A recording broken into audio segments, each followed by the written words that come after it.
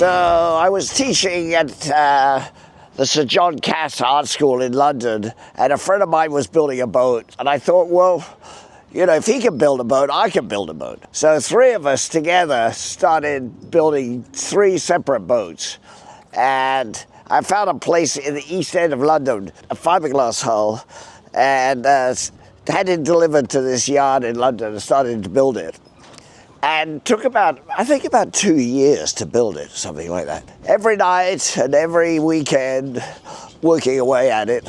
It's a lot of work. It's about 2,000 hours of work, I think, to build a boat, something like that. I didn't really know, I didn't have a sort of firm plan, but I thought about doing a transatlantic or a long voyage.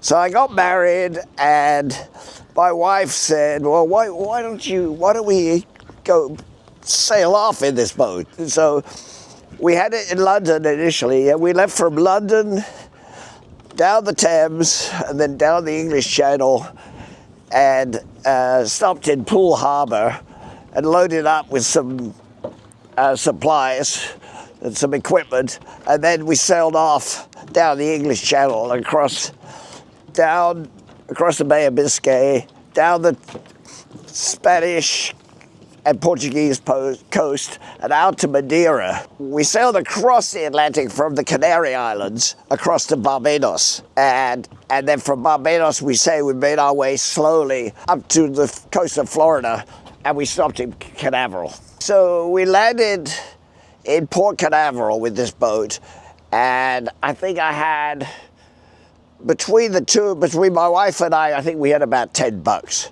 So we started looking in the newspaper. It was in those days you looked in the newspaper to find a job. And we started looking in the newspaper the next day to see if we could find a job. And I got a job in a factory that was making exhibits for museums. And I was in the crating department. I built crates for a while, and then while I was there, somebody said to me, well, why didn't you go work at Walt Disney World? You know, and I said, well, what is that? I've never heard of it. But it turned out that Walt Disney World was just outside of Orlando.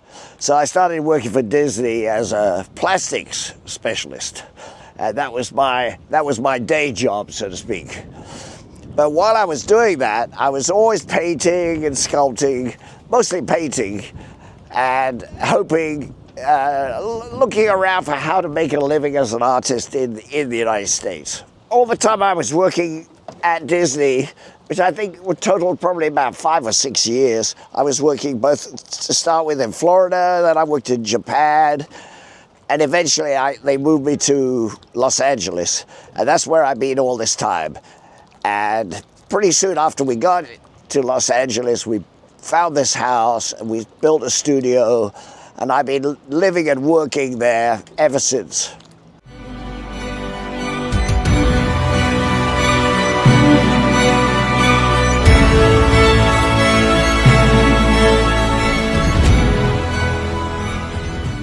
I thought when I arrived in the United States that I would be much more successful than it turned out to be. This is from point of view of as an artist, and I was in England. I was quite a successful painter and sculptor, and by the time when I got here, nobody knew who I was, and so I had to start all over again in a way. And I had been teaching a lot in England, and so when I was here, it was really another matter, you know. I can show you some of the charts that we used to get across with, yes, and the basic sort of system that we used. All right, I will go first. Yeah.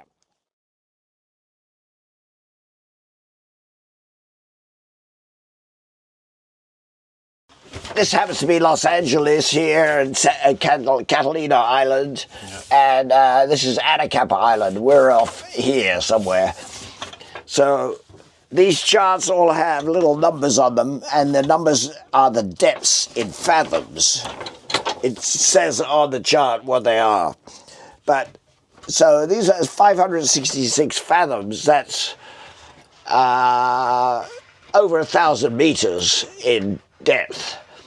So this is a very, very deep area around this area. Like, this is, you have 500, 504. These are, we know that when we're out here, there's no problem about running aground. But this chain of islands, there's a whole series of islands that go up the coast of here, are like mountains, underwater mountains. And the terrain under the ocean here is very steep. So anyhow, we used this system here, which every one of these notches here is 1 mile. So that is 10 miles. And so when you're working out your position on the boat, you get a reading from a sextant, then you have to look up a bunch of numbers, and hopefully you finish up with a line, and then you walk yourself across the ocean with these markers. This happens to be 10 miles. 1 mile is like that. So I think roughly from San Pedro, Los Angeles Harbor to Catalina is something like 26 miles. Yeah.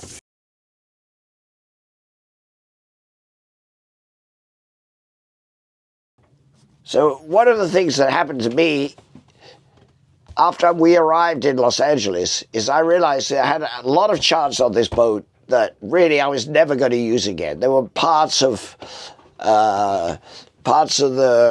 the South America where, because when you set off, you have to have charts of where you think you might finish up, not just where you want to finish up, because in a boat there's always a certain amount of uncertainty about where you are, where you're going to be.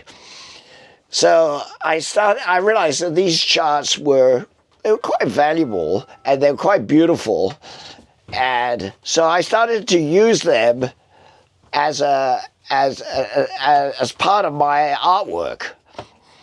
And the paper itself is quite it's a special paper because it's designed to be able to get very wet and still be readable. Because in a boat, there's